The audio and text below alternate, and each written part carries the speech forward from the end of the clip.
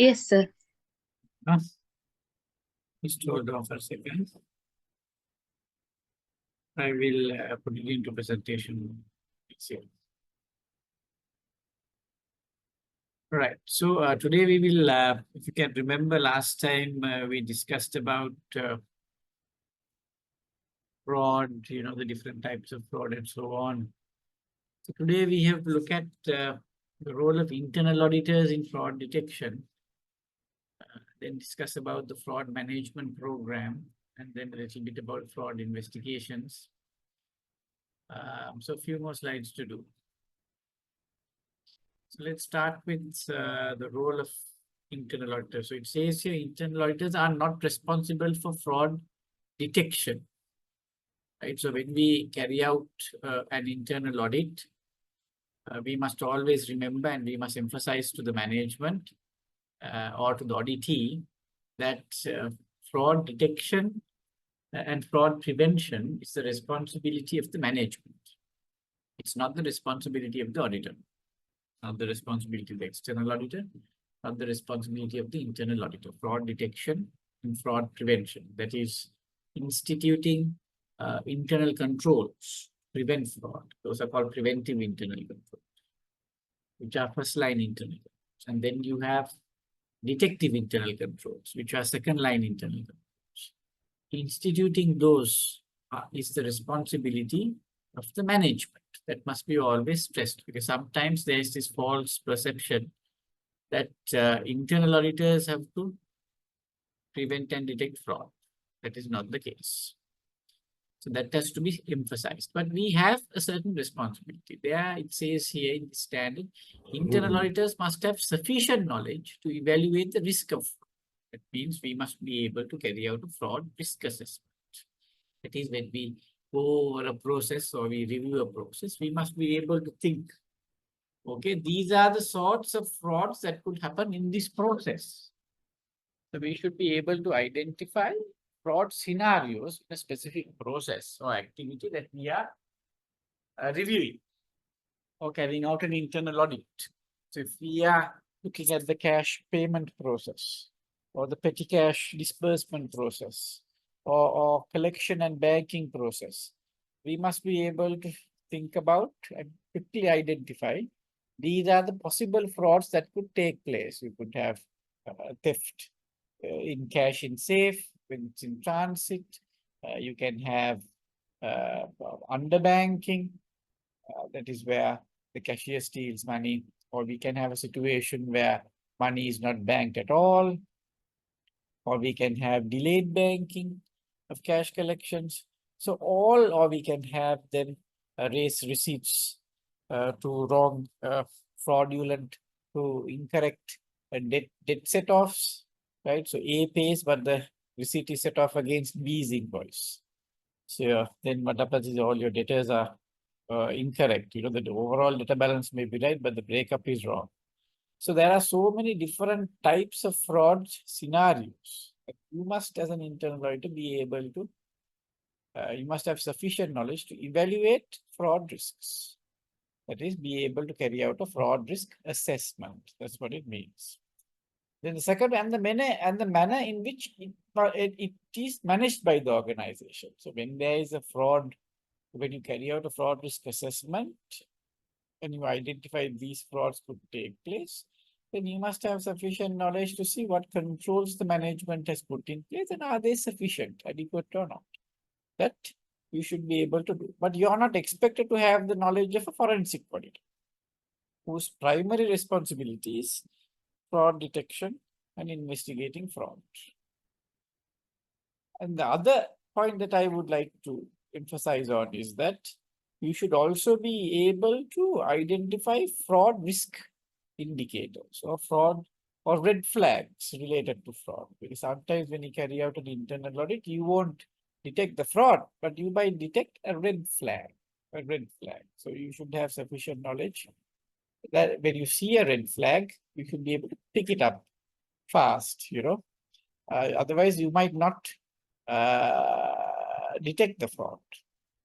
So detection of red flag. So you have to have knowledge of be able to carry out fraud risk assessments. You should be able to evaluate the response or the controls that have been put in place by the management to prevent that fraud scenario from actually happening or realizing or occurring.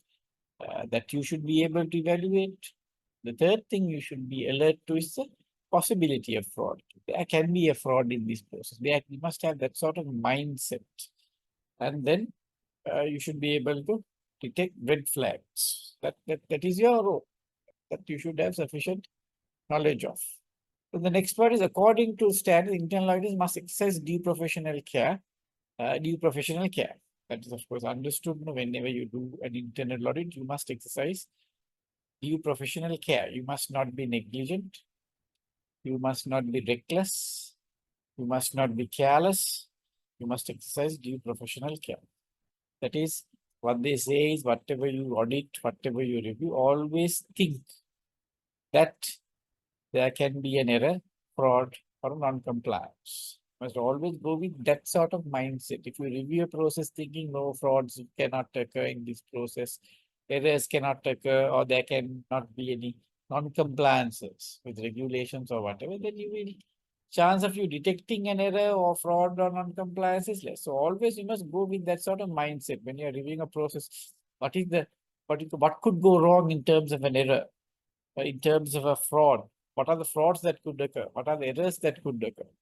Are there sufficient internal controls to prevent and detect errors, to prevent and detect frauds, to prevent and detect non-compliance? So that sort of what you call a mindset, you have to review the process. Internal auditor therefore must consider the probability of fraud when developing engagement objectives.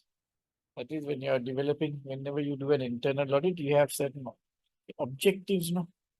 So within that, you must always consider the possibility of a fraud occurring, right? Fraud is at the top of the list. You are not supposed to detect the fraud. At least you must think, okay, what is the possibility of a fraud occurring in this process, any type of fraud? That is where you carry out a fraud risk assessment. The internal audit must evaluate the potential for the occurrence of fraud and how the organization manages the fraud. So when you identify a fraud risk, say there could be underbanking or there could be delayed banking, where the cashier misuses daily collections, then you must be able to figure out, based on the internal controls that are there, what is the risk of it occurring, what is the likelihood that probability. Probability is likelihood and the impact, sorry. So you have to consider, when you evaluate a fraud risk, you have to always think of two dimensions, no? One is, what is the impact if the fraud realizes? What is the probability of the fraud occurring? Probability is like likelihood. That is one assessment. The other assessment is the impact. You have to consider both probability and likelihood.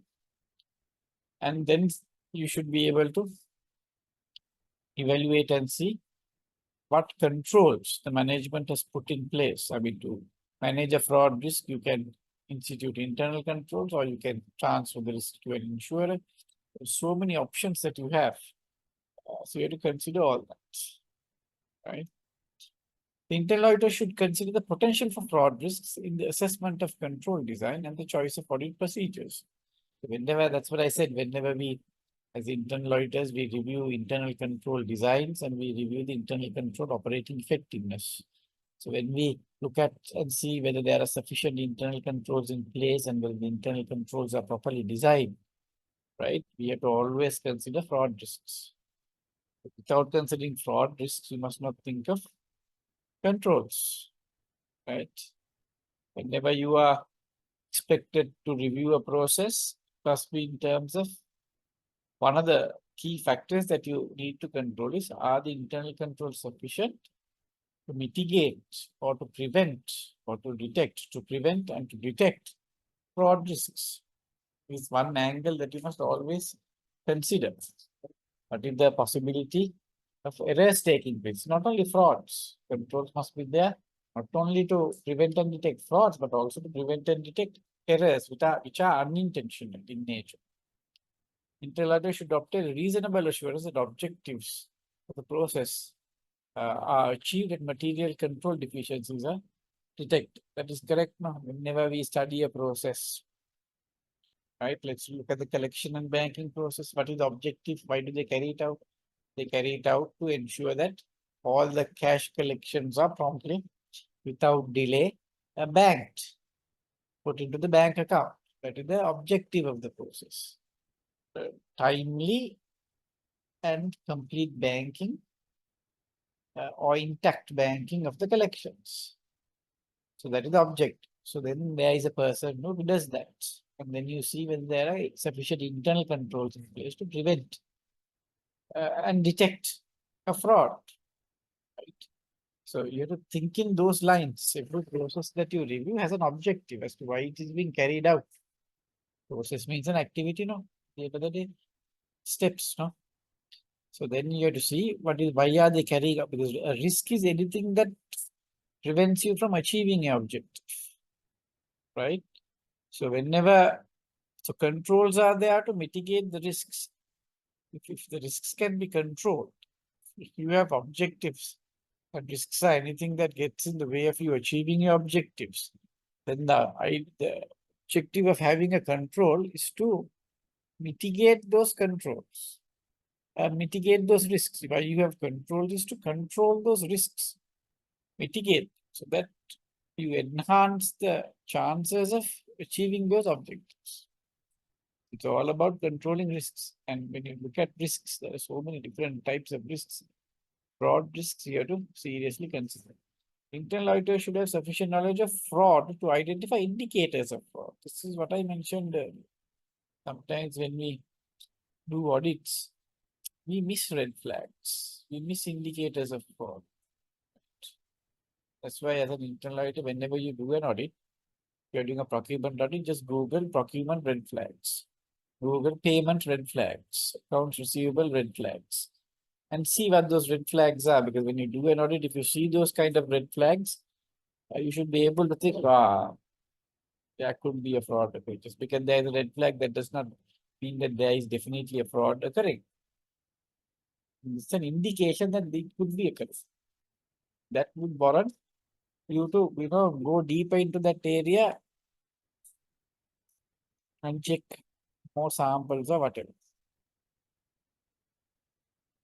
So then you have to able to, you should have knowledge of characteristics of fraud, then methods, how frauds are committed, and the fraud schemes or fraud scenarios. That's why in this lesson also we learn how to define a fraud. We have learned about the definition of fraud.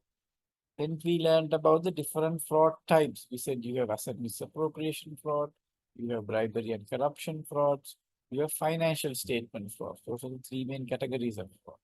Then under those three categories of fraud also we discussed about various examples. We discussed about asset misappropriation frauds. Then we discussed about bribery and corruption frauds. Then we discussed a little bit perhaps about financial statement fraud. So you know what a fraud is. You know the different types of frauds that could occur. Then the third thing, definition of fraud, different fraud types, examples. And the third thing is how frauds are committed.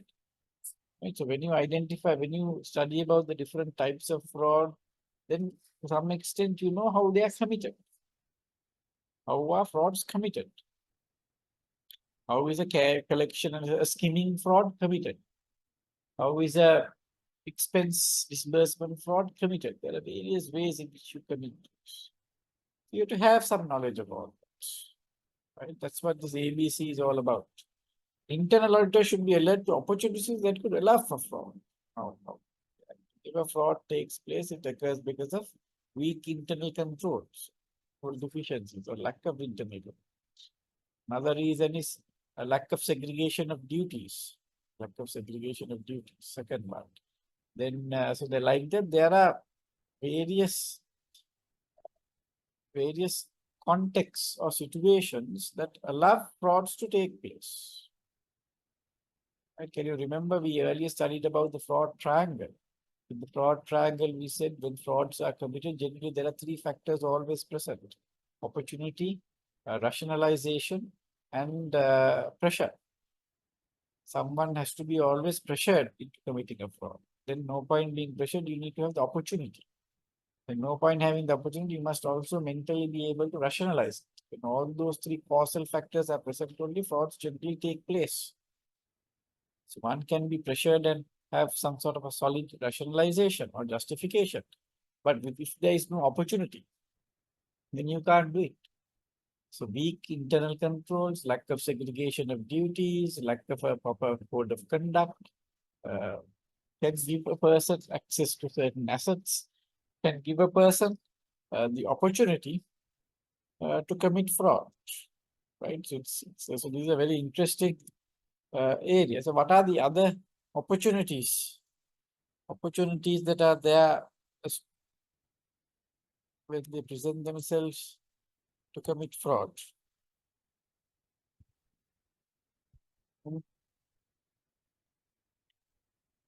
Weak internal controls, poor tone at the top, inadequate accounting policies, inadequate SOPs.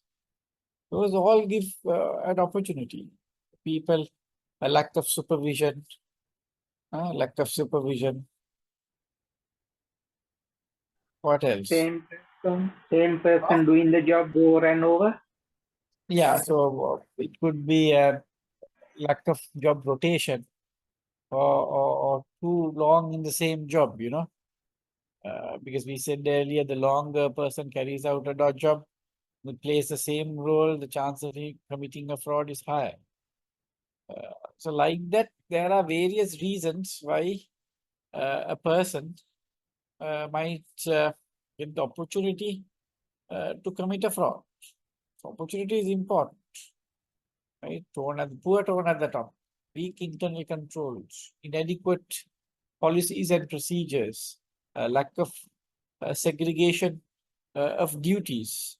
So like that, the list goes on, you know, because at the end of the day, without opportunity, you can't really commit a fraud. Another one would be a management override.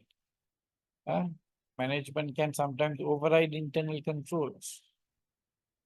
The lack of tone at the top, poor ethical tone. There was also reasons, no? So opportunity, there is another angle to it where when you say opportunity, the skill also must be there. They must be skilled. That is, now to commit certain frauds, you must be skillful. You can't just do it, you know. So the skill, the confidence, the ego, all that is sometimes important. When you say opportunity, it's not only like a internal control, it's a skill also that is important. That is also a factor that is considered under the opportunity factor, right? What else? So that I hope that little bit is clear. Then we move on to if significant control deficiencies are detected, additional procedures may be performed, defined. Yeah. So here is a situation where when we study a process, we find there are significant lack of controls, lack of segregation of duties.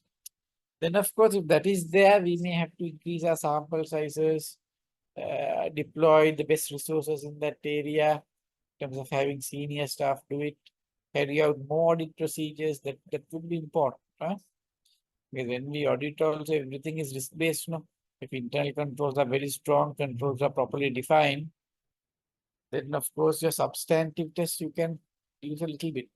But if controls are really weak, then you have to increase your substantive audit procedures, right? It is something that you have to sometimes consider when you're doing, when you're checking processes.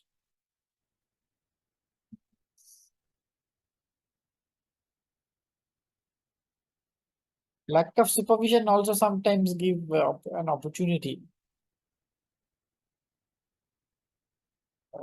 Because when the supervisor is not effectively monitoring their staff, that gives an opportunity sometimes.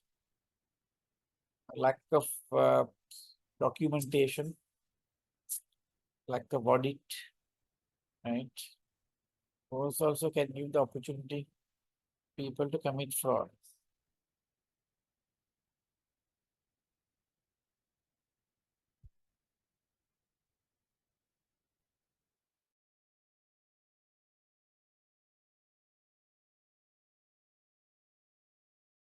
Internal auditor should evaluate the indicators of fraud and decide whether any action is necessary or whether an investigation should be recommended. Right? That is where an investigation and internal audit are two different things. So when we sometimes do a internal audit and we think there are a lot of indicators of fraud, we should not launch into a investigation. But we may have to sometimes recommend and tell the management whether an investigation is required or not. Right? So that call, that advice, we are expected to give. Whenever there is a red flag, you sometimes you check a little extra, but you don't go to the extent of doing an investigation and trying to uncover what has happened and the fraud amount and all that. That you may have to recommend because that's a separate assignment altogether. Internal auditor should evaluate whether management is actively overseeing the fraud risk management program. So as I said earlier, a company should have a fraud risk management program and the management must implement it. It must be overseen by the board of directors.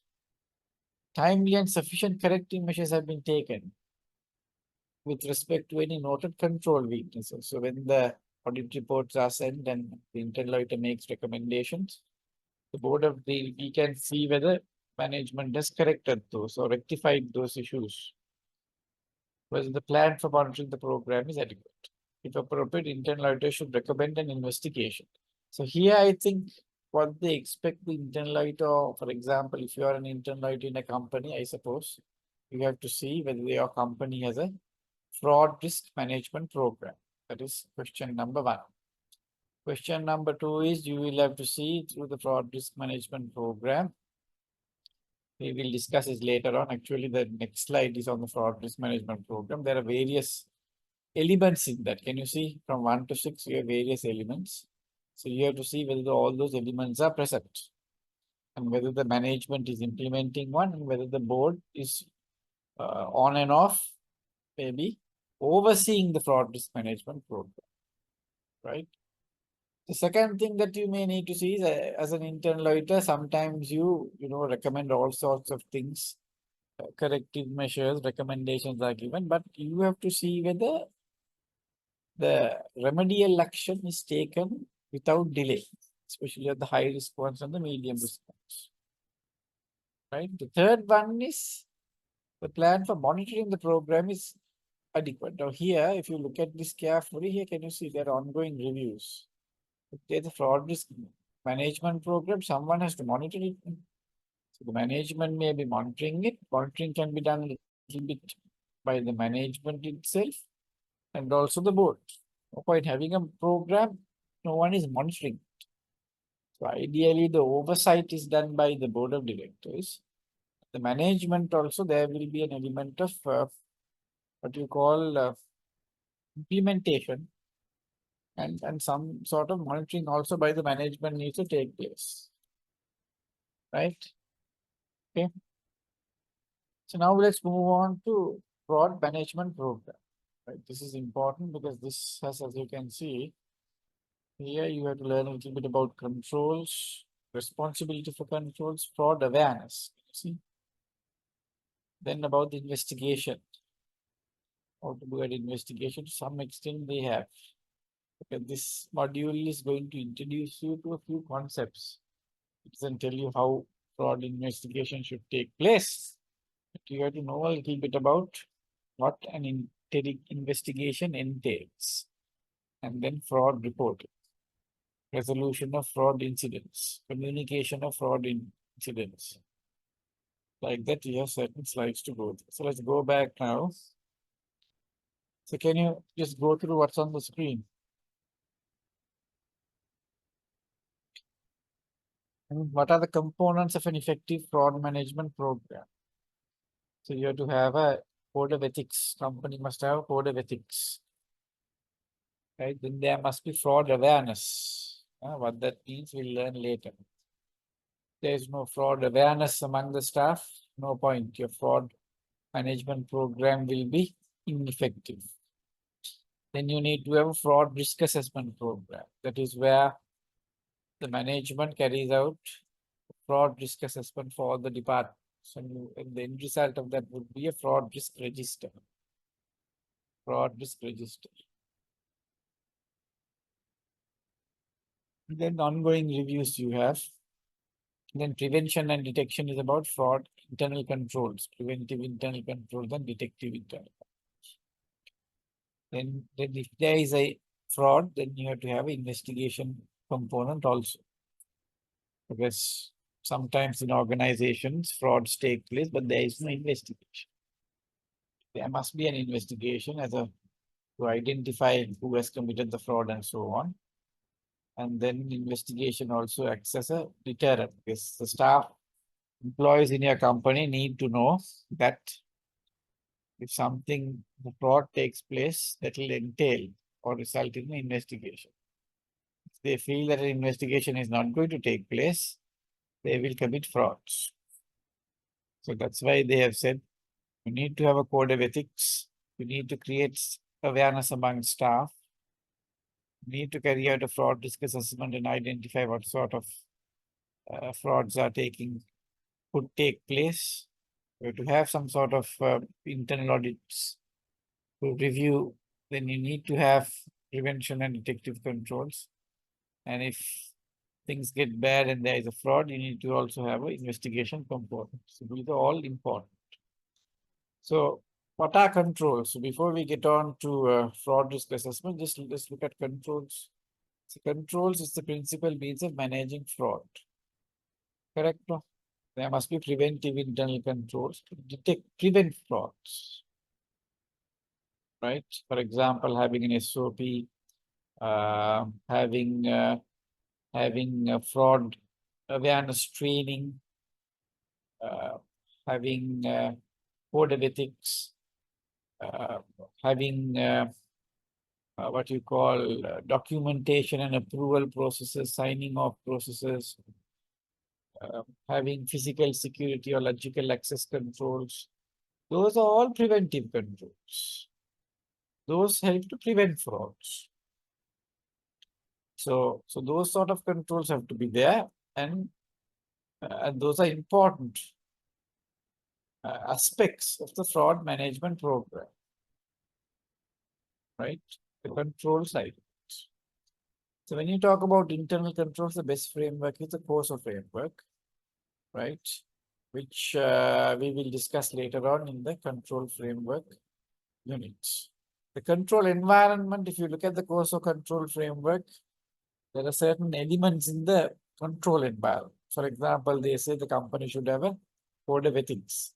The company should have a anti-fraud policy or a fraud response policy. The company should have the right tone at the top. The company should have proper guidelines for hiring. If you have idiots to the company, the processes, the controls won't be implemented effectively. Then you need to have proper guidelines in terms of SOPs. Then also there must be a strong board, effective board and audit service. So those form the control environment. In COSO, when you look at the key components of the control environment, there are 5. One is control environment, risk assessment, internal controls, then you have ongoing monitoring, communication and information. So that we will learn later on. But here what they are saying is, now in some companies that we audit, you have strong internal controls. But the control environment is weak. That is, employees do not have an SOP. There is no code of ethics. Right? There is no code of conduct, which is similar to a code of ethics. There are no proper hiring policies. The wrong people get hired, wrong people get promoted. Performance appraisal systems are not there. The tone at the top is wrong. Lack of board and audit committee oversights. lack of job descriptions and job specifications. So all those things also have an effect on controls. Right? You have the wrong people in the organization. They might not know how to do a fraud risk assessment. They might not know how to implement controls properly. They might not have proper knowledge about frauds. There is no proper effective board oversight. Then the chance of a fraud occurring could be high. So controls are needed in that sense. And more than the controls itself, the control environment you have to audit. So in the control environment also, right, you have to do the second stage in the course of framework is the risk assessment. So here you have something called a fraud risk assessment. Can you see? Fraud risk assessment, right? Identifying what are the fraud scenarios, fraud schemes. They need to prioritize that based on what you call likelihood and impact. You have to see what are the frauds which have a higher risk, medium risk, and low risk. Then you have to see whether the internal controls in place prevent those frauds from occurring in the first place. If internal controls are not there, you have to recommend, you have to identify those gaps in controls and recommend those internal controls. Then if internal controls are present, you have to test those controls and see whether they are good at preventing and detecting frauds. And then you document and report in the fraud risk assessment. So when we go to do a fraud risk assessment, first thing is we study the process. Then we identify what are all the fraud schemes or scenarios that could occur. Then we identify, okay, these frauds could occur based on the current state of internal controls. Based on the current state of internal controls, what is the likelihood and the impact of that fraud. Then we see what is the inherent, what you call residual risk. Before internal controls are there, the risk is inherent risk. Once the internal controls are implemented or whatever that is there is studied, that is the risk that remains after the control is in place is called the residual control. Residual risk. So you have inherent risk, then you have the controls, then after you implement the controls, they can be preventive controls or detective controls. Once you implement these controls, in your opinion, what is the inherent residual risk? The residual risk must be within the risk appetite. So that's what you do in a fraud risk assessment. You study the process, you identify what frauds could occur, then you jot down the internal controls that are there, right? Then you see what is the impact and likelihood of the fraud occurring. And if the residual risk is low, then you have no issue. If the residual risk is still medium or high, then you have to recommend new controls. And then after that control is implemented only, we will bring that residual risk to a low level. Right? So that is what is generally done. Sometimes the control that is there will bring the fraud risk or the residual risk to a low level in the first place. So then you have to check and see whether that control is operating effectively. If the control is operating effectively, then you have nothing to worry. But if the control is not operating effectively, still then the residual risk could be high. It's more of a non-compliance. Sometimes even if the control is operating effectively, the company is operating, still the residual risk may be medium or high. If that is the case, that means you have to implement new controls. Control that is already in place is not effective. So you have to have what you would call a fraud risk register. The fraud risk register will give the fraud number, description of the fraud, the process owner of the fraud, the likelihood of the fraud occurring, the impact, the control in place, Then you have the residual risk. Then you can have recommendations for those risks which have a residual risk of medium or high, right? So that's what a fraud risk assessment is about. Control activities are all policies and procedures. You know, when we tell you to implement controls in an organization, you invariably end up implementing a policy or procedures. Right? Fraud-related information, just give me a second. Fraud-related information and communication practices promote the fraud risk management program. So when you have a fraud risk management program, right, you have to communicate certain things to management, right? You have to communicate certain things. So when you talk about fraud awareness here, the two, what do you have to communicate to employees? Can you tell me, give me a few examples? Now, in this fraud risk assessment management program, we need to have a ethics policy, code of ethics, code of business conduct. We need to have that is clear. Then fraud risk assessment also, you know what that is. The end product of that is a fraud risk register, right? And here again, you can see to have effective fraud management program, you have to have fraud awareness. So what does that mean? What does it mean that you need to have awareness about fraud? What do you think that is? Hmm?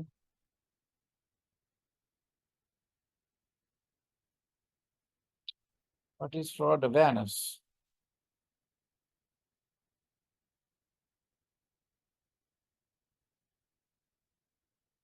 About what do you have to create awareness? Someone tells you the seamen, that their employees are aware about fraud. What do you mean by that? So what do you have to communicate to the employees about fraud? You just think about it for a minute or two.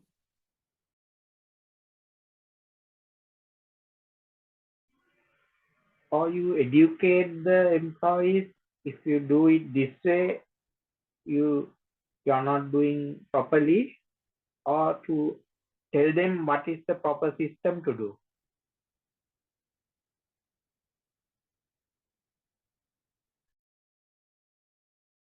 Yeah, so something like that, no?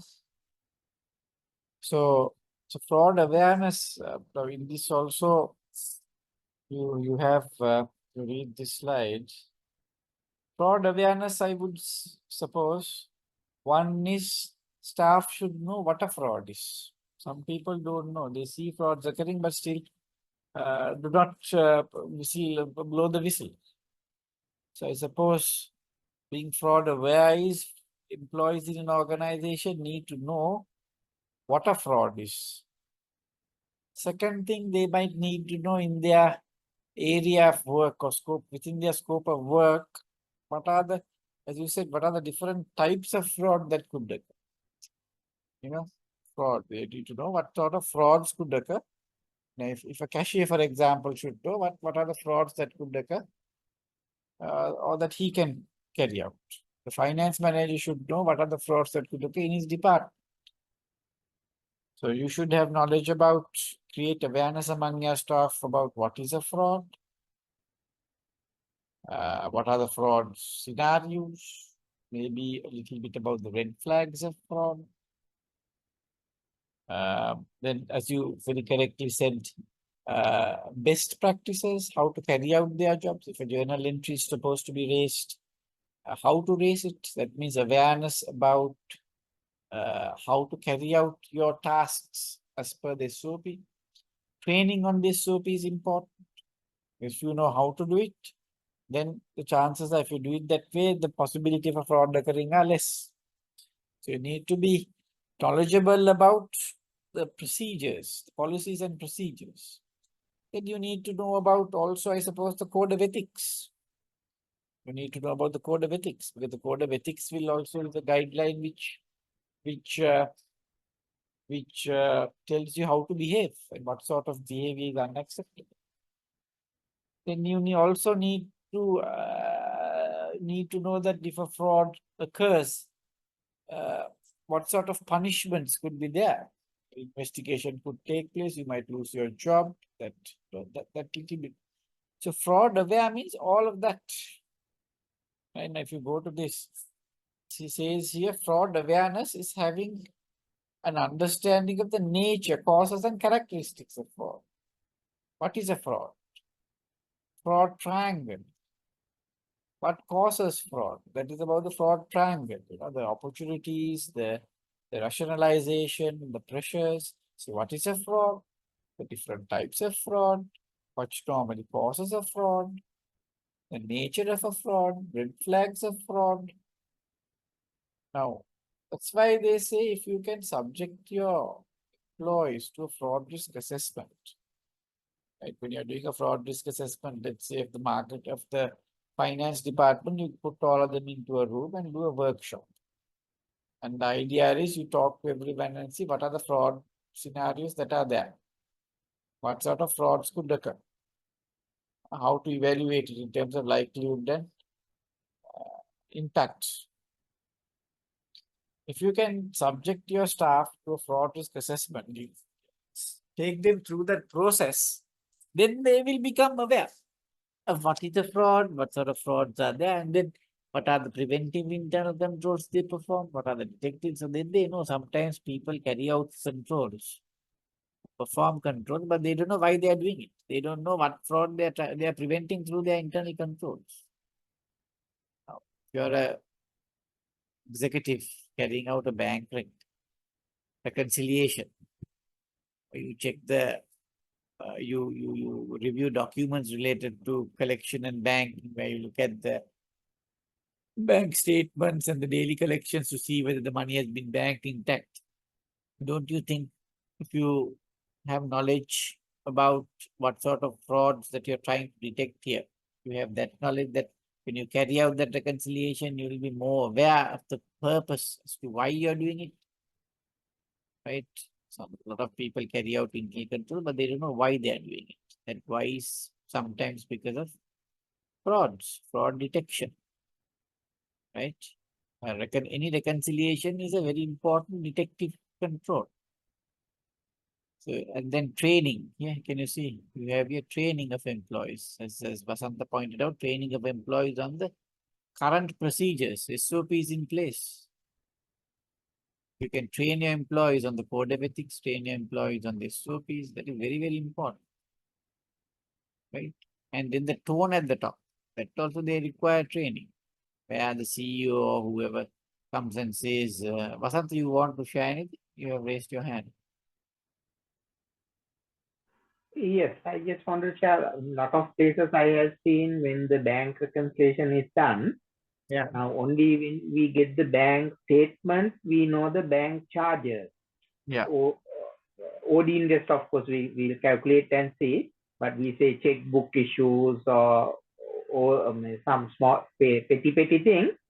Yeah. So a lot of companies, what they have allowed is the clerk who is doing it just put the journal entry and then that's the bank rec. So in my opinion, I think you should generate a payment voucher and the accountant should approve it and then only be captured to the system. Yeah. Is it correct? Or what is the opinion? Yeah, so what you're saying is when you do a bank reconciliation, in many instances you find unreconciled items. So the process that is followed by the company to reconcile those items has to be very clearly, carefully monitored, because when now auditor comes in to do an internal audit and you check bank reconciliations, you see the end deliverable, no, which is most likely a reconciled bank rec. But the question is, frauds can be committed through the entries that were passed before you prepare the bank. Sometimes you prepare the bank rec, you identify unreconciled items. Then after that, right? After that, what happens is you pass entries and then you get a second bank rec, which is more or less cleared. right? So the question is whether those entries that were passed, whether they are correct, because you can pass bogus entries or journal entries. So that's where you have to have proper clearing mechanisms and approvals. For those journal entries, someone needs to monitor those. So as you said, there's a risk there, risk of fraud, passing entry. That's why they say the clearing entries has to be passed by somebody else. So you perform, the person who does the bank rec should not be able to have, should not have posting rights to the cash books. That has to be done by somebody else. There is a dual control there, right? In segregation of duties. So those are my thoughts on that. So let's go back to these fraud-related information and communication practices are very, very important, as I said. Monitoring evaluates anti-fraud controls through independent evaluations. So when you have a fraud risk management program, I suppose through internal audits, you can monitor it. So you have to, now here they say ongoing reviews. Now can you see? Ongoing reviews is about, monitoring the internal controls or checking to see whether all these controls are there. Two aspects of the one more reviewing is reviewing whether the internal preventive and detective controls are actually operating effectively and whether they're sufficient or not. That's one aspect of reviewing. The other aspect of reviewing in this sort of scenario is to see whether there is a code of ethics, because all these components need to be there. Is there a fraud risk assessment? Is there a fraud awareness? Is there ethics policy? Is there preventive and detective controls? Are there investigations done? Whether all the components of a fraud risk management program are there, that also you can review through ongoing reviews. The other aspect is to specifically review prevention and detective controls. So here again, they have C and D. As I told you before, sometimes frauds occur. That means the first line of preventive controls have failed. So in such a case, you need to have a very good second line of defense. Those are the detective controls. If the first line falters or gets through and the fraud occurs, then the second line of controls is very, very important. That is where you need to have whistleblowing systems. You need to have cash counts, inventory counts. Sometimes you have to carry out investigations to detect fraud, right? Exit interviews, employee surveys, all those are ways in which you can get feedback from employees. Not maybe specifically on fraud, but you can devise questions to get some sort of answer, the way you want it. Preventing fraud, as I said, is about having the correct tone at the top, right? If there's the correct tone where the CEO says, we will not tolerate fraud in this organization. We have zero tolerance for fraud. Internal controls are very important.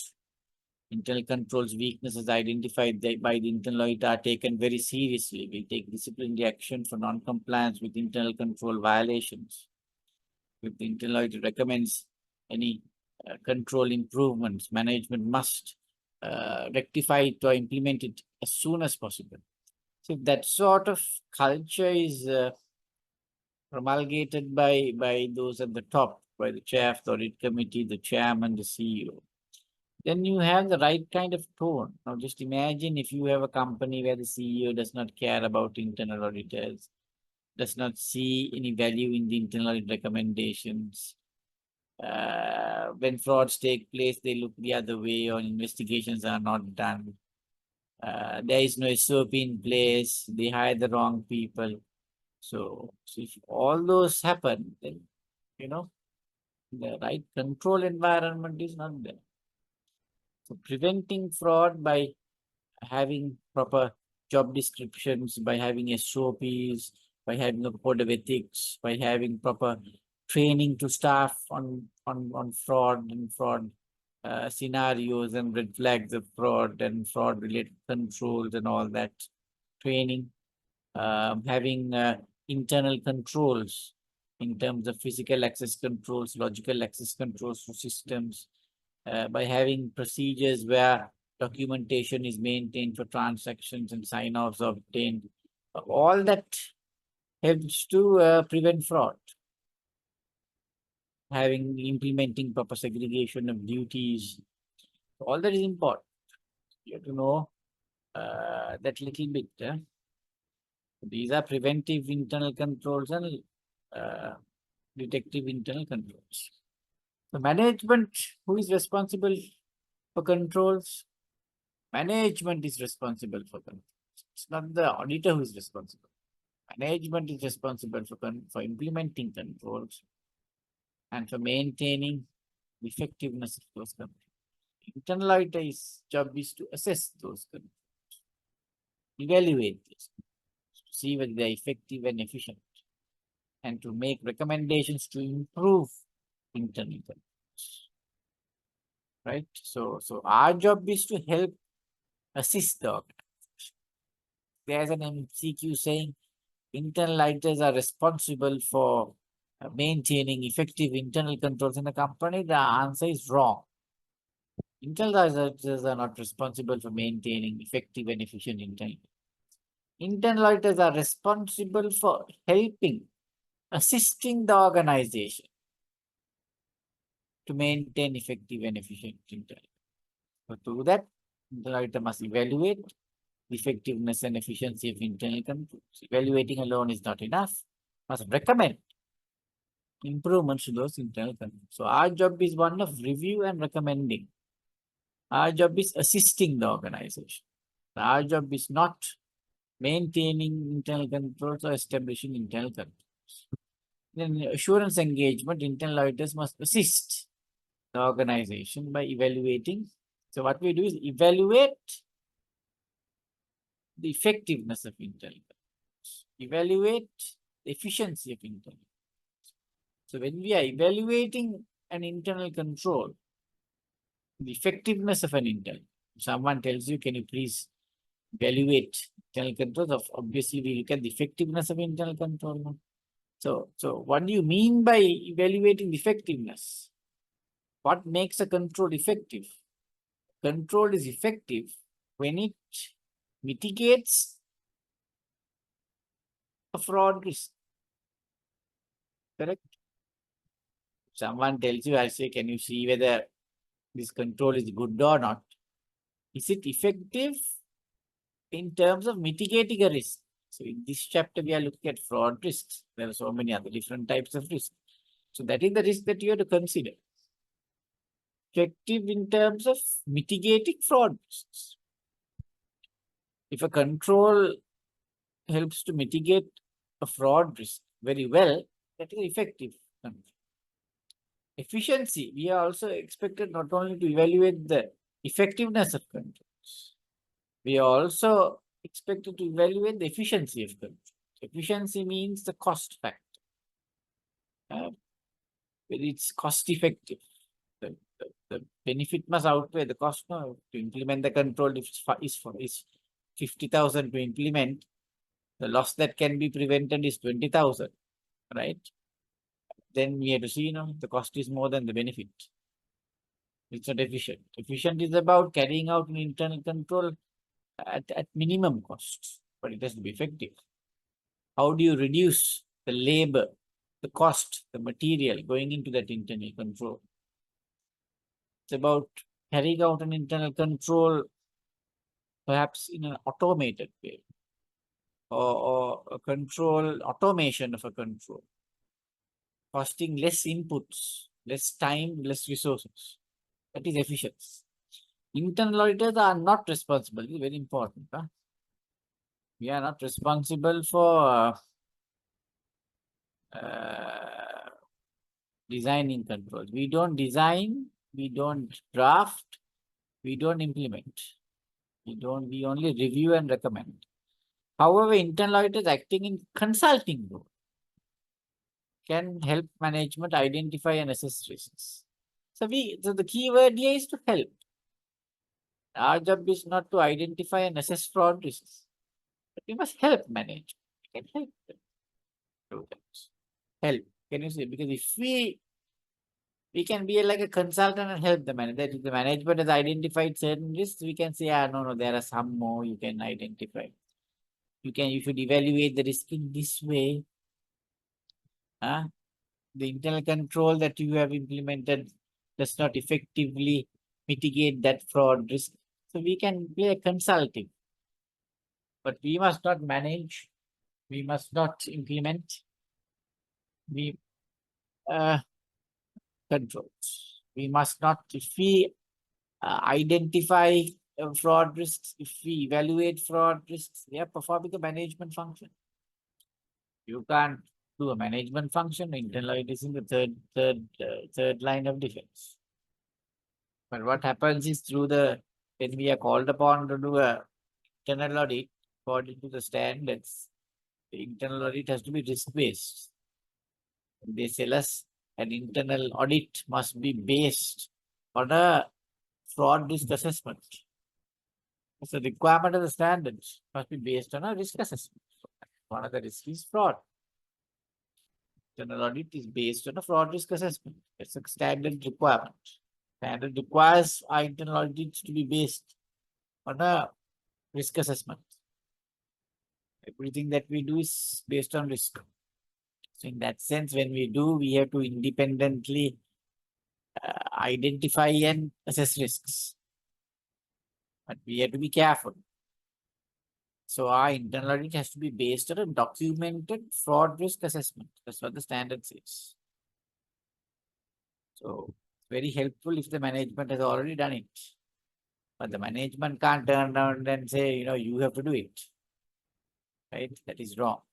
They have to do it and then you can take theirs and do. But if they have not done it, as part of your planning, you're expected to do it to a certain extent. Right? But you don't have to share it with the management.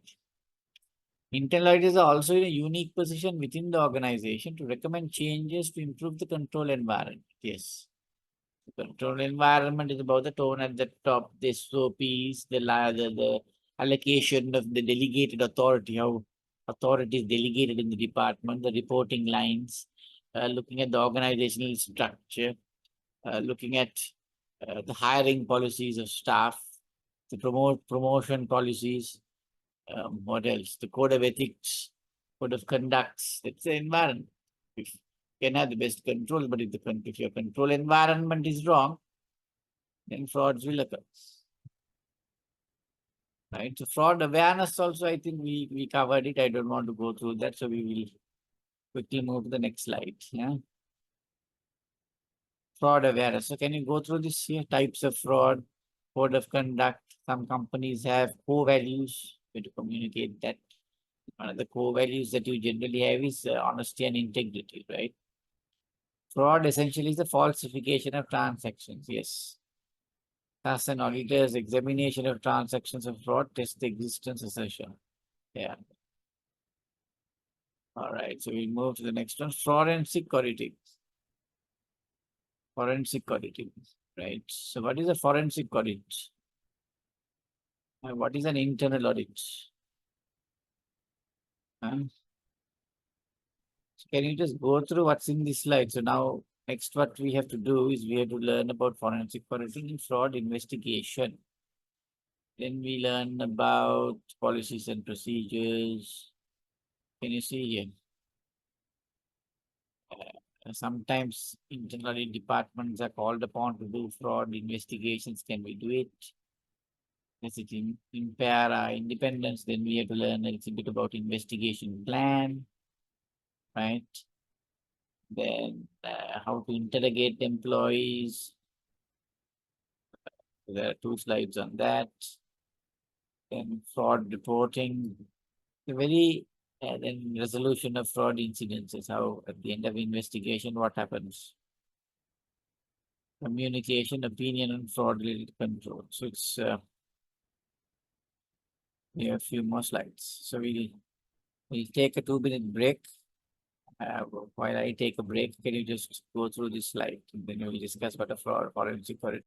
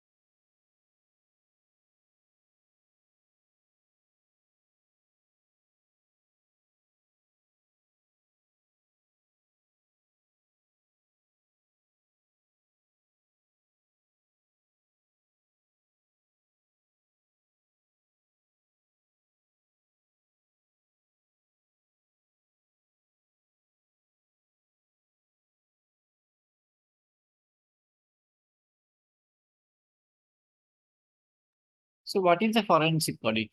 What would you say is a forensic audit?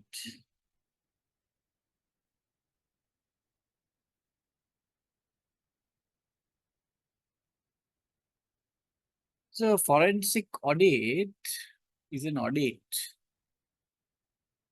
where you try to find out whether a fraud has been committed or not. One of the objectives of a forensic audit is fraud detection.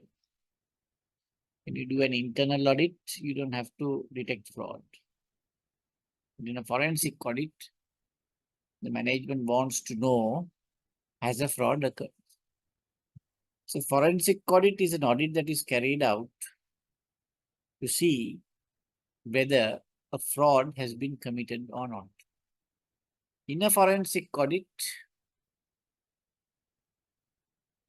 you try to see whether you can gather any evidence that can be used in a court of law. Right? Because it involves what you call an examination of documents. It involves interrogating people. It involves digital forensics. It involves data analytics, documentation review, interrogation of people, data analytics, digital forensics, surveillance, undercover operations. Through all these means, what you try to do is try to gather evidence or any sort of information that could be used in a court of law to show that a person or persons have committed a fraud or misconduct. It can be a misconduct or irregularity. So you need to know the definition. So it's all about examining, it's all about deriving evidence, but that evidence you should be able to use in a court of law. With that standard, you have to gather it. It's about trying to find out whether a fraud has occurred or not. It's about fraud detection and gathering of evidence. Evidence suitable for legal scrutiny. Evidence that will stand up in court. So it differs from an internal audit. No? Internal audit is what did we learn? It's an independent, objective, consulting or assurance engagement designed to add value to operations. This is done by adopting a kind of a systematic, disciplined approach to evaluating the effectiveness of governance, risk management, and controls. That's an internal audit. While a forensic audit is something else. Can you say internal audit is checking the compliance of the operation? Yes, internal audit involves checking of the adequacy of internal controls, governance processes and risk management processes, the effectiveness of that.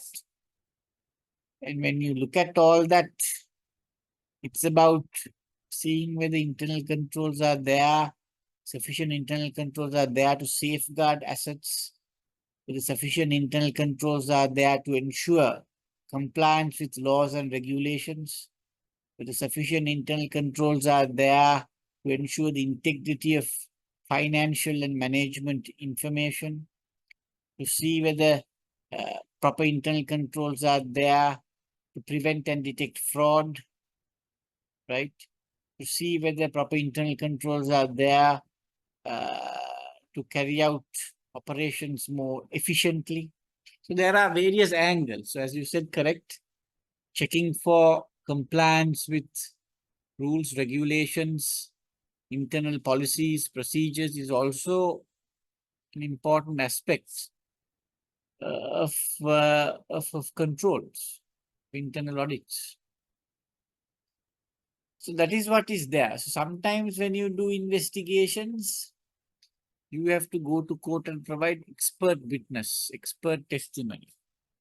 Your expert witness or a fact witness. This is not there in the slides.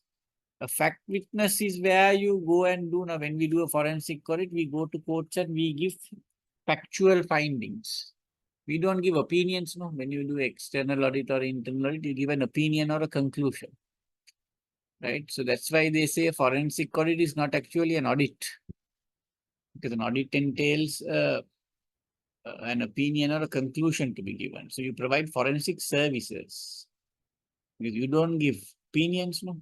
You may give, in a sense, a conclusion. Because what you report on is not opinions. You report on factual findings. So you're a fact witness. When I do a forensic audit and I have to go to that witness box, I'm giving my factual findings. I report on my factual findings. I don't give opinions. Sometimes a forensic auditor may be called upon to give an opinion, maybe on a financial reporting standard. Maybe, let's say, for example, on a valuation, I might be called upon to give a opinion. Then I'm not a fact witness. I'm expert witness. So you have to see whether you are expert witness or a fact FACT witness. Most cases, forensic auditors go as fact witnesses, right? So when you do a forensic audit, you carry out a lot of interviewing of people. Some people you interview to get information, right? If there's a fraud in a finance department, I might interview a director, I might interview the head of finance. But sometimes, so interviewing, you gather information. I might speak to the HR department to find out about the employee concern. But sometimes I go and interview the suspect. The person that is more of an interrogation. That has a kind of adversarial element. It's not very friendly. An interrogation means you have a string of questions and you are now asking them about it, and then you're trying to, at the end of it, it's an admission seeking interview. Admission seeking means you try to get that person to admit that he has committed the fraud. That is what success to you would mean. You are trying to get a confession out of him, and then you're trying to get it into the form of a personal statement. Or if you are doing the ACFE qualification, that's what you will learn. But for us, we don't have to go to that extent. So when you in a forensic audit, they say here procedures. What are the forensic audit procedures that we do? Our main procedure is documentation review. We review whole hordes of documents, contracts, invoices, payments, electronic GLs, electronic reports, so much of documentation review. Then we go and interview people, we interrogate people. That ends up in a personal statement. Then we do sometimes handwriting analysis. You analyze the handwriting. There are places in Sri Lanka where there are examiners. You can give it to them and they will say whether this looks like the original signature or not. Handwriting analysis. And there is what you call the data analytics that is sometimes performed. Digital forensics, where you try to derive evidence from digital media. There again, that is a science, that's an art. Digital forensics, I would say, is the art or science of extracting information from digital media that could be used as evidence in a court of law. Mobile phones, hard disks, emails, servers, cloud, networks, anything coming from a digital in electronic form, binary form, 1 and zeros. Then you have to sometimes go to do database research, where you go to the register of companies and find out who the directors are, who the shareholders are. So that is going through national databases. Sometimes there's undercover and surveillance done as part of a forensic audit. Recently, there was a case where we were approached and they said, can you, some of our, what you would call intellectual property T-shirts, which are supposed to be for export markets, are being sent out, leaking to the local market. Why is it happening? So then you need to send in undercover people and surveil certain employees to see where things are being, how things are getting into the market. Maybe they're stealing or siphoning out how that is taking place. Litigation support is all about supporting lawyers in litigation. When you give a report, you're not going to fight the case, right? It's a lawyer who is going to fight. So litigation support means providing assistance of an accounting nature in a manner involving litigation. So there is some litigation or a case being filed, and you provide support through your report. Right? Sometimes the lawyer may say, we want to find out what the loss is. So we do a forensic audit and give a report. So we are providing litigation support.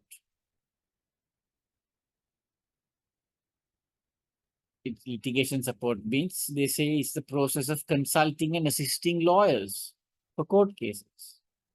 So when we give a forensic audit report, don't we meet the lawyers? Don't they ask us questions? Don't they put us on the witness stand and ask questions? Of course, we are subject to cross-examination by the defense lawyer. But we help lawyers in their court cases through our reports, through the work we've done. That is litigation support. Right? So fraud investigations gather sufficient information to determine. So whenever you do a fraud, there are certain objectives why a director of a company or the audit committee tells you, please do a fraud. There are certain objectives. And at the end of it, you have to achieve those objectives. So what are the reasons? What are the questions that you need to answer through your forensic audit report when you do a forensic? Because you have to answer certain questions. That's why you are mandated with or you're told to do a forensic. You have to find answers to certain questions. So can you just take a minute or two and think about the goals of a forensic audit? No? Can you think about that?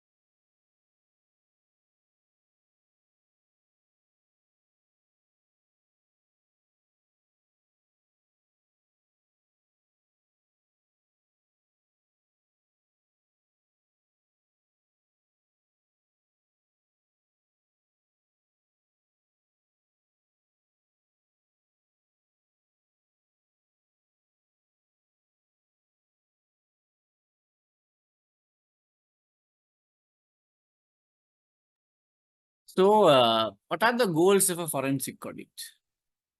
One is when a forensic audit is being done, one is you have to, one thing that they want to know when you go to the CID also, they ask, has a fraud occurred? Yes or no? Has a fraud occurred? Because sometimes there is misconduct, a lot of irregularities happening, but does it mean that there is a fraud? So fraud means that intentionally someone carries out an act, so there is an omission to deceive someone, to deceive someone. And there is an intention to deceive. And because of that, someone loses, there is a victim, and someone gains. So has a fraud occurred? That question you have to answer through your audit report. Sometimes it's not all that clear. How can you find out with certainty what the mindset of the person who carried out this irregular activity? Was he intentionally trying to deceive someone? You have to find that out, right? That is something that's for that question, you have to find the answer. Has a fraud occurred? Yes or no? So if you can find out that there are violations to internal procedures and you have many examples of, well, I would say collection and banking, many days, on many days there's been underbanking and this has been a pattern and there's alteration of documents and this has been done by so and so, then you can create the sort of in the mind of a judge, you can prove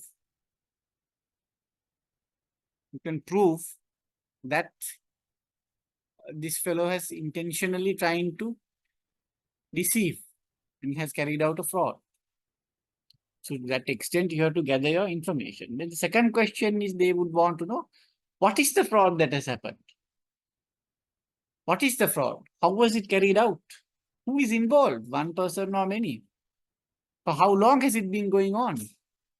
Is there sufficient evidence that will enable the company to file a case? Or is there no evidence? Sometimes when you do forensic audits, you have to recommend to the management or directors, I'm sorry, based on what we have done, we can't pinpoint the fraud on one person. It's difficult to do. It's difficult to do.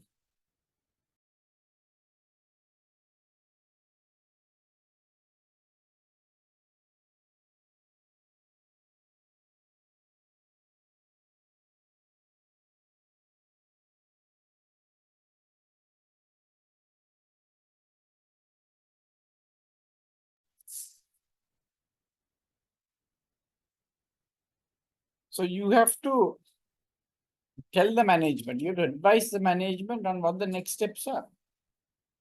Can you hold one person accountable for this? Does the evidence that you gather point to a certain person, and is the evidence sufficient to file a case and win it? If not, you can't file a case. Pay the lawyers hefty sums. They'll be very, very clear. Right? So these are some of the questions that you have to think about when you're drafting your report. Right? And you have, when you draft your report, you have to speak regularly with your lawyers to get their opinion. It's also important. So they have some very important points. They are the ones who are going to fight the case. Does not mean that you're going to change your report based on their whims and fancies. But it means that if you can, because they want you to give a report which is kind of firm and, it clearly states certain things that this person is guilty. Whether a person is guilty of a fraud or not is up to the judge to decide. Your job is to provide factual findings and try to convince whether the offense has been done or not is for the courts to decide. It's a different matter altogether. Your job is to present the factual findings as is. Can't speculate, right? Investigation and resolution activities must comply with local law. That's very important when you do investigation. There are a lot of labor laws, privacy laws, evidence ordinances that you have to think about, how you should lawfully collect, analyze, present evidence in a court of law. Then you must not violate any labor laws, otherwise the fraudster might file a case against you for discriminating him or her. And we have violated their rights. They have been unfairly dismissed or terminated. You have to ensure that you follow the local law, right? And the HR department, the lawyers will help you to identify what these laws are. And as a forensic auditor, sometimes you must have not only knowledge of accounting, auditing, IT, a little bit of knowledge on the legal aspects, laws, as well as the investigative methods. You have to know, right? Management implements controls over in the developing policies and procedure. Yeah, so a company, that's why company should have a fraud response policy, very clearly describing how a company should act when there are allegations of frauds against their employees. So if you have a fraud response policy, that will tell you what is a fraud. When allegation comes, who should investigate it within a day or two, to whom should that report be given, who makes a call as to whether a full-blown investigation needs to be carried out or there is no merit in the allegation. Once then to how the evidence should be preserved, who should be kept informed, the audit committee, the board of directors, the lawyers, the HR department, the insurance people, the police, so many people. Then once the investigation is done, whom should the report be issued to? So all that you should have a policy. That's called the fraud response policy. You can Google it and get a few templates from the internet and see what it contains. A fraud response policy ensures that timely action is taken when there are allegations of fraud against people. It ensures that there is a standardized approach followed when there are allegations against people, irrespective of their position. Fraud response policy helps to minimize losses. It helps to curb or stop the fraud going on and on, right? For example, removing physical access, the fraudster, removing their logical access. A fraud response policy helps to preserve evidence, otherwise that can be destroyed. Fraud response policy helps to keep lawyers, insurance people, law enforcement agencies informed. Sometimes you have to keep them informed when you start an investigation. For all that, you can have a fraud policy. Fraud policy also will tell when it comes to fraud, they'll define it. They'll tell what is the responsibility of the board of directors in terms of fraud, responsibilities of the management, responsibilities of the internal auditor, responsibilities of the head of the department, responsibilities of all employees when it comes to fraud detection and prevention. So you can have a fraud policy for that, another policy. So these are things that you can, in your organizations, you can think of introducing in the fraud investigation. They say here, developing, so this we already covered, policies and procedures, rights of individuals, qualification of investigators, relevant laws, disciplining of employees, suppliers, customers. Yeah, so generally what happens is in a company, you have grievance policies, you have a disciplinary code. That is when allegations of frauds are there. What usually happens is there's an allegation, then there is a take your fraud response policy. There's a small inquiry within a day or two. Then someone will say, okay, there seems to be a fraud here, right? Because you don't launch into an investigation just because there's an allegation. When there is an allegation of fraud, what happens is in a day or two, someone will just quickly go through what has happened, review documents, speak to people. By looking at the totality of evidence, we try to establish what you call predication. Predication is something like they say, without predication, don't do a forensic audit. Predication means, predication, if you define, there has to be predication to do a forensic audit. No predication, no audit. Because forensic audits are expensive, it destroys the careers of people. So what happens is, how do you establish predication then? Predication, if you define, is the totality of circumstances that would indicate to a normal, reasonable, prudent person that a fraud is occurring, has occurred, is occurring, or will occur. If that is there, you can establish predication.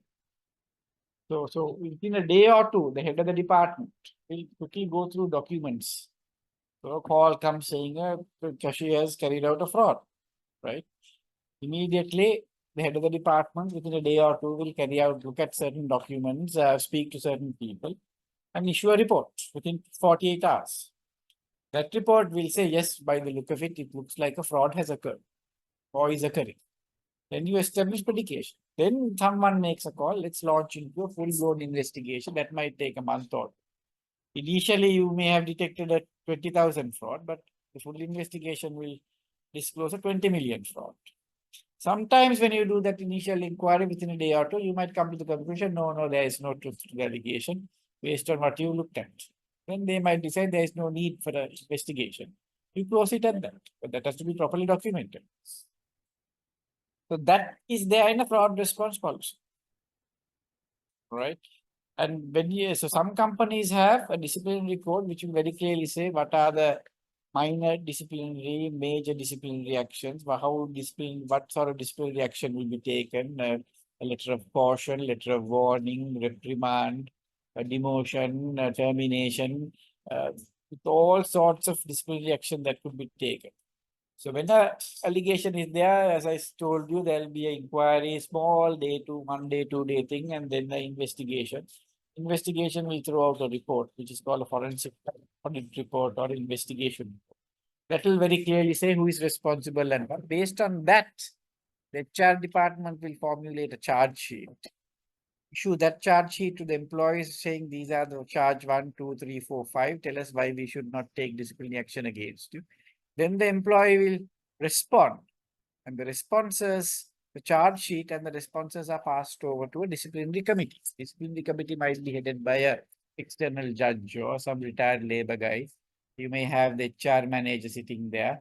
You might have some other person, a 3-member disciplinary committee, and then the accused and the other person, the company people will come, and then that hearing will go on. That disciplinary committee will recommend what should be done after that. While that is going on, you can, once a charge sheet is drawn, you can even start a court case.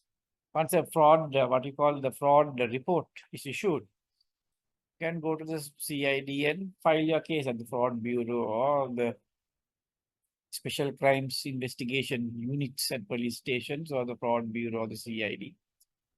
You can file your report while the disciplinary inquiry is going on. It is of a higher magnitude, both can go parallel. While that is going parallel, the employee can be interdicted or suspended with no pay until the disciplinary inquiry starts. So you can have both running parallel. So you have to have, how to do an investigation also, there are manuals and SOPs. SOP for investigations that will tell, how to form a team, who should be there, who should lead it, qualifications of the investigators, the methodology that should be followed, and all that will be there. The authority and responsibility of those involved in investigations, especially the investigator, should be clear. There is a lawyer, there is an investigator, and what their roles are, all that will be there. Internal communications about an ongoing investigation should be minimized. When investigations are going on, these are not things that you should announce to everyone. Investigations by their nature should be confidential, right? Should be confidential in nature. So you have to ensure that confidentiality is maintained while the investigation is going on. The confidentiality has to be maintained by your team members as well as by the employees. You must ask them to keep everything confidential as far as possible.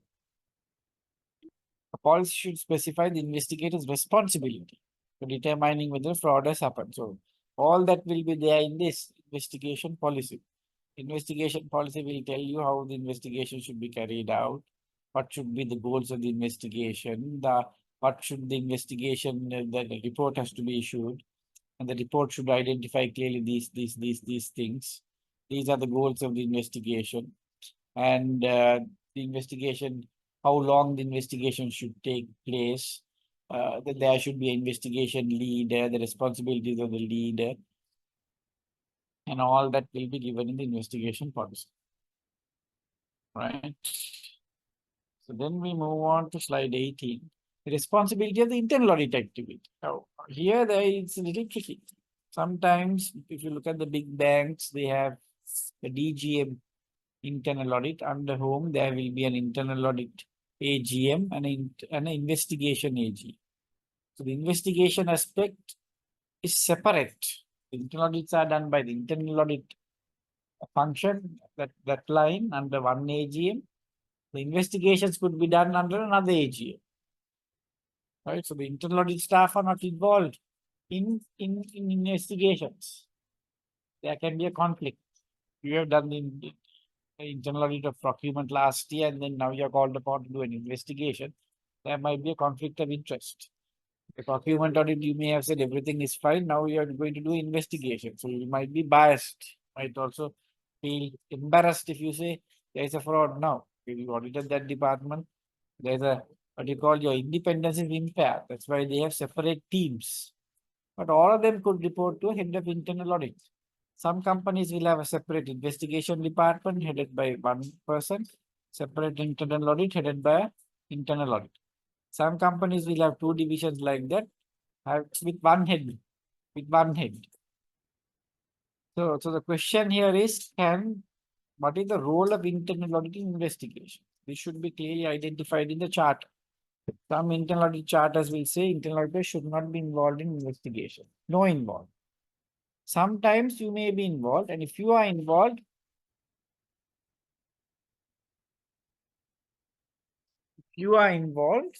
what is your role? One is you can 100% do the full investigation, right? 100% you do. Sometimes the investigation might be done by somebody else and you act as a resource. It is where you do an internal audit and you find that there is a cash shortage. Now it looks as if there is a fraud. And then what happens is the investigation might be done by somebody else, but they might want your count sheets and they might want you to give some evidence. Because you initially gave everything, no? You initially gave everything. So then that might also be there.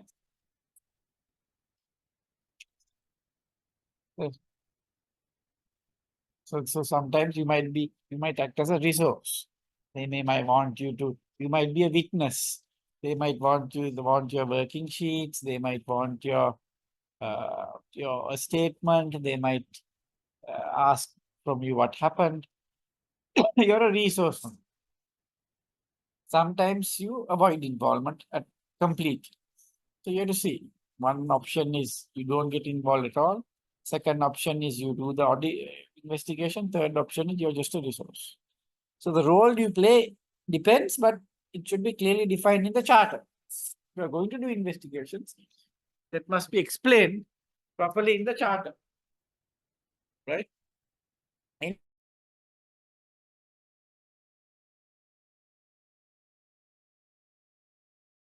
And see whether your independence is impaired. The last thing you want is to do an internal audit of procurement, then do an investigation of procurement, and you issue a report. You are in the team, and for the defense lawyer to say, Mr. Jayasekara, now for 5 months ago, you have done a procurement audit and you have stated that everything is okay. And now you are doing a forensic audit and you are stating that there is an issue. There's a complete contradiction in this. How can the same person give two opinions or come to two conclusions? So your competence is questionable. They can try to what you call impeach your report or your capabilities, right? So then there is a what you call a independence issue. So that you have to manage. Best way to manage is have your investigation people separate from your internal audit people. Or if you are going to do an investigation, make sure that it is not done by the same people who did the internal audit of that department early on. Internal auditors typically not only assess investigations, but also advise management about the processes. Yeah. So what happens here is when we do a forensic audit, what happens is that we are called upon to give recommendations to the management about improving the internal controls to prevent a recurrence of the fraud. They want to know, can you tell us how the fraud happened? And can you also advise us what we can do, prevent this fraud from occurring again. Then we give what we recommend internal control improvements, right? That is also important, but generally we don't include all that in the forensic audit report. If you talk about internal control weakness in the forensic audit report, if it goes to courts, that will be used against you. Right? Because in an environment where internal controls are weak, defense lawyer could show that this fraud could have been done by anyone, or it's a very loose environment. The company does not take internal controls seriously. All that could be an issue. Okay. So any internal audit is to be proficient. Fraud investigation, fraud teams must obtain sufficient knowledge of fraud schemes, investigation methods, and applicable law. So if you are a forensic auditor, you must know about the fraud schemes, how to investigate. When you say how to investigate, how to interrogate people, how to get personal statements, how to review documents, how to do a little bit of handwriting analysis, that sort of thing, because it's not easy. It's all about how to go through documents in a different way. Now, when we are doing an internal audit, we will look at a payment voucher and a corresponding invoice and we'll match the dates or the quantities, the items, like that. But if a forensic auditor goes through that, we have a kind of a more of an investigative mindset. You look at the paper quality. Is it original? You may look at the fonts that are used, the ink. You may compare that document to another one. If that document has been signed by someone, you might look at the handwriting analysis, compare signatures to another document. So the level of examination in the forensic audit is a little more than what you do in a normal internal. The internal activity may use in-house staff or outsourcing that we discussed. No? So investigation plan is also very, very important when you try to carry out an investigation. First thing that you have to do is you have to have a plan. And that is called an interrogation plan. So the interrogation plan or investigation plan, you should not carry out a forensic audit. Now, we all know when we are doing an internal audit also, we have an internal audit, isn't it? We have a plan. So the investigation plan at the top, right, would have a background telling what happened, how did it happen, how did the allegation come about, what led to an investigation to be carried out, the preamble, the background. A call was received and then an allegation was made against the cashier, and then the management carried out a preliminary assessment and noted that there was a cash shortage and there were alterations to this and that led to an investigation was authorized or approved to be carried out by the team. So like that sort of a background has to be given as to what happened and what led to the investigation. Second part is the investigation goals, as I mentioned to you earlier. Has a fraud occurred? How did it occur? Fraud type? How was it concerned? Who was involved? How long did it go on for? There are various goals of a investigation that must be identified. Then you have the scope of the fraud, scope of the audit, scope of the investigation. So that you have to see scope, right? In the scope generally means what are the audit procedures that you are going to carry out? What sort of data analytics, what sort of digital forensics, what sort of documentation reviews, what sort of interviews. The methodology must be highlighted. The detailed audit procedures. The area that you're going to cover. You're going to cover all payments made through the commercial bank account from 1st January to 31st October. What is the area we are going to cover? Who are the people you are going to speak to? What are the devices you may look at? That will be there in the scope. Scope means the area you are going to cover, the period you are going to cover, and also the audit procedures you are going to carry out to achieve your audit objectives or the investigation goals. Then you might have in your plan, you might have a small para about the need to carry out independence or a conflict check. You are going to use 5 team members. Then you must ask all 5 team members to declare independent. Sometimes there could be someone's family member in the auditee department, the investigation, the department that you're going to investigate. So you do a conflict of interest check, independence check. For that, you have to speak to get a declaration from all the team members. And you don't want to have a situation where once you issue the report, someone highlights and says, you have a family member in this in the department you're investigating, so your judgment or your objectivity or your independence is impaired. You don't want that sort of. So you have to do a what you call a conflict of interest check to see if I have to do an audit, the forensic audit of a company, I have to write about that company to the entire firm and ask, we are going to do an audit like this in the company. Do you think is there a conflict? Since someone might say, I have a brother there, I have a sister there, I have some shares in that company, or I have a business relationship with that company, which may pose some sort of conflict of interest. Vasanta, you have a question? Yes, I just thought we say there's an internal auditor in the company, then there's a fraud, and then the fraud investigation is also, now you said no, there are three scenarios. I think he also can have do the investigation. Yeah. So in that case, isn't there a problem where the internal auditor might try to hide some areas where he has not looked into if he is going to conduct the fraud investigation? Yeah, so that's what I said earlier. That's the because you will lose your objectivity and independence if you're called upon to do an investigation in an area that you audited before. Because you have what you call the self-review threat. That is where you have audited an area and perhaps you may have said that internal controls are satisfactory. And now you are going to do an investigation in that area. If you highlight weaknesses in internal controls or disclose that a fraud has taken place, that might look bad on you. So you might be tempted to conceal certain things. That's where I said it's best that you at least ensure, if you're called upon to do an internal audit, select members who have not taken part in the internal audit, or you outsource the investigation. So there is a bit of a conflict check that you have to do, independence check that you must do prior to accepting. So that issue is there. That's why sometimes you outsource it. Right.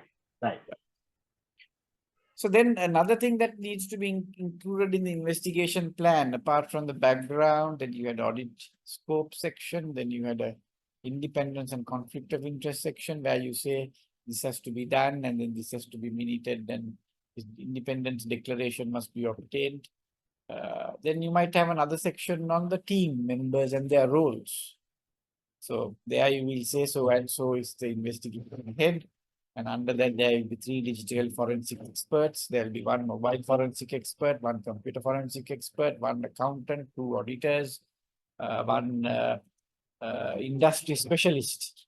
Industry specialist, if you're doing forensic audit plantations, you might require a few industry specialists. So like that, there will be in your team people with different skills.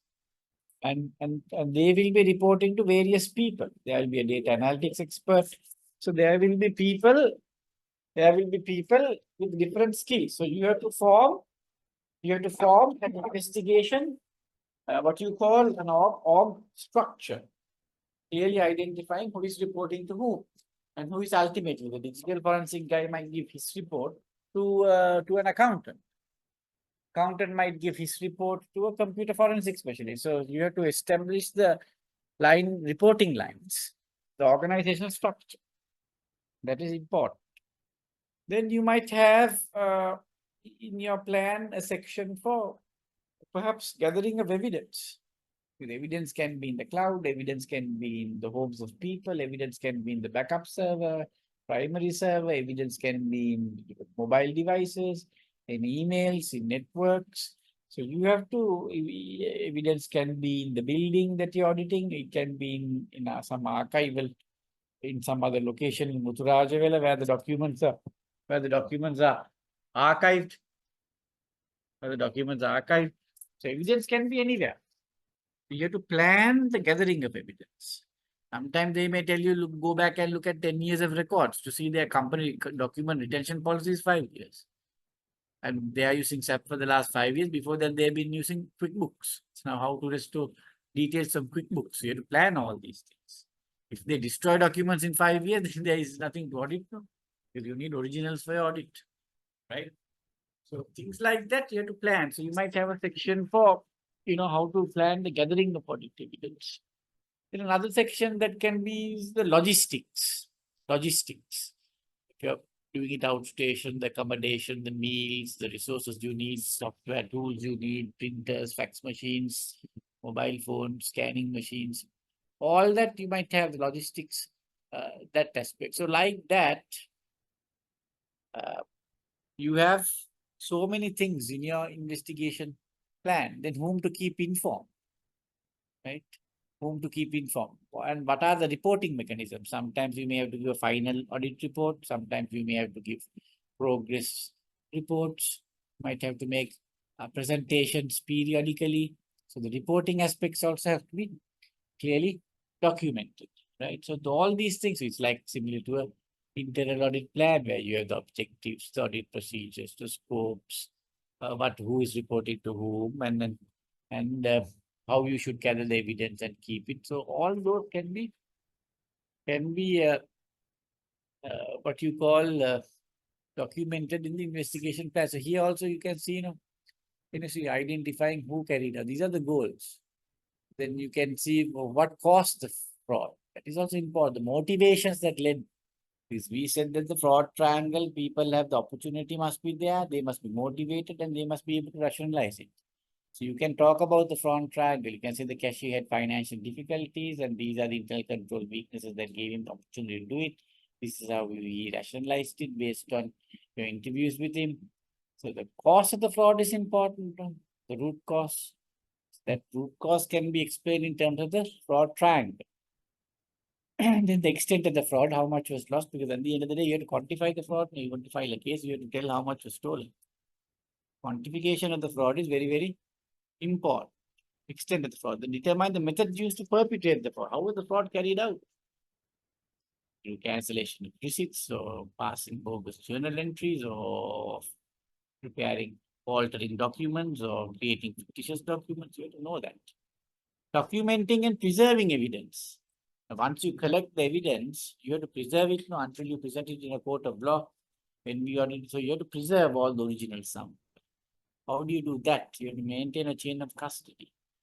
That also you'll have to plan. So not only the gathering of evidence, you have to document what you gathered, and you have to preserve it in its original form until it's handed over to courts.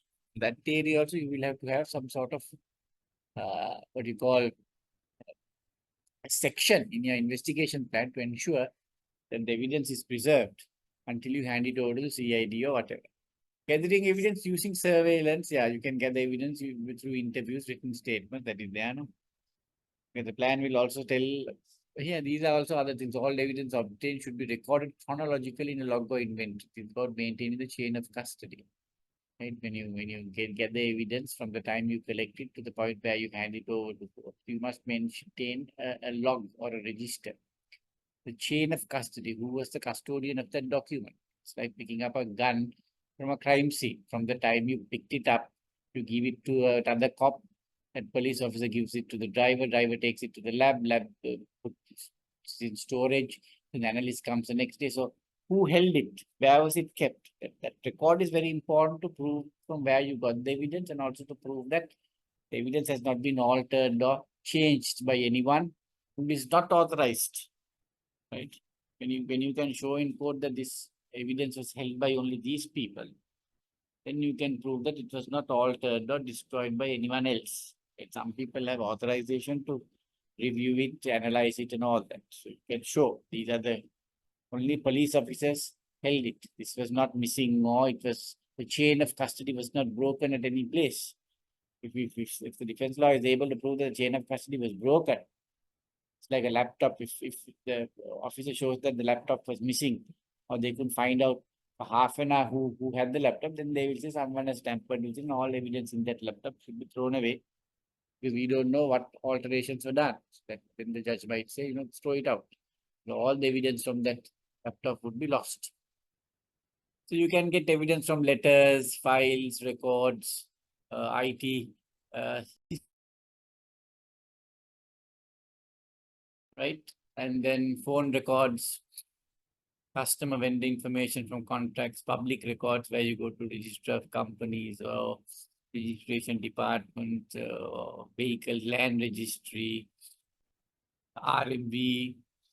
Then you can do research, Google searches, websites, Facebook, LinkedIn. You can get a lot of evidence from all those places.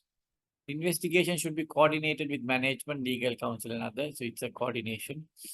Investigators need to be proved consistent and knowledgeable of the rights of persons, which is the scope of investigation and the reputation of the organization itself. That's why you have to be very independent, objective, know the rights of those who are being investigated, that whatever evidence that you collect will be collected lawfully and analyzed and presented in a court of law in line with the correct protocols, right? You'll do that. So the level and extent of complicity in the fraud throughout the organization needs to be assessed. That's where they say that some frauds, people can get together and carry out frauds. There's collusion. Wherever there is collusion, you have to ensure that all identified. Maybe not be all guilty or be involved in the fraud at the same level. Nevertheless, you have to identify all those who may have committed the fraud. Sometimes there may be 5 people, the first person is completely guilty, but the others are less guilty. All that has to be mentioned. Because they may have had some role to play. Some may have not been involved in the fraud, but their negligence may have led to the fraud. So in that case, they also being negligent, reckless, is also needs to be communicated, right?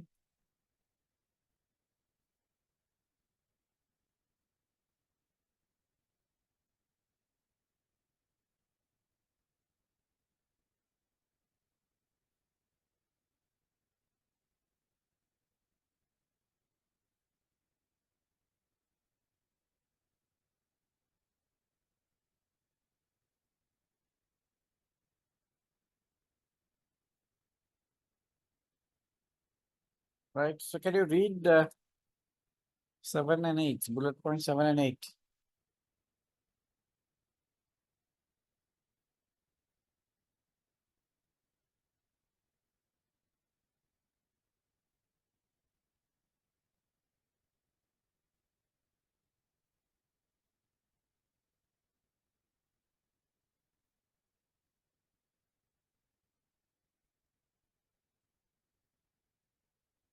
Right, try and see. So destroying or tainting crucial evidence. Obtaining misleading information from persons who may be involved. So all that you have to be aware. Whatever evidence that you collect could be destroyed, or altered in some way. You have to be very think carefully about all that. Obtaining misleading information from persons who may be involved. Investigation needs to secure evidence collected and follow chain of custody procedures. This is also very, very important. A fraud-related interrogation differs significantly from a normal interview. The purpose of a typical interview is to gather facts. In an interrogation, the interrogator has already gathered pertinent facts and is seeking confirmation. So this interrogation aspect, what we will do is we have to talk about it at length. So we will cover this slide number 21, 22, which is on how to interview a person. We'll cover it next week. And then we have fraud reporting, how to prepare the report, and the final step of resolution. What's next? Right. So there are about 5, 6 slides. So we will cover it next week, right? So on the 5th and the 12th, I have a bit of an issue. I have a family wedding and another function that I have to attend to on the 5th and the 12th. The 5th class, I'm thinking of having it on the 3rd.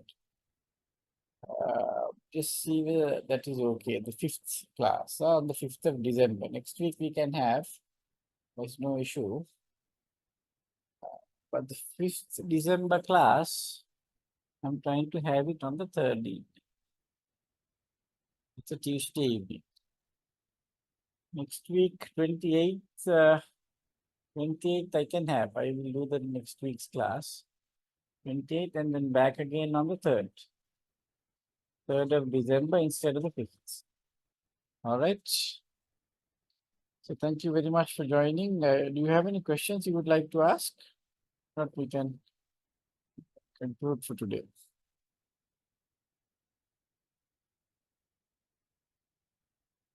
All right. Thank you for joining. Bye. Thank you, sir. That's all. Thank you. Thank you. Thank you.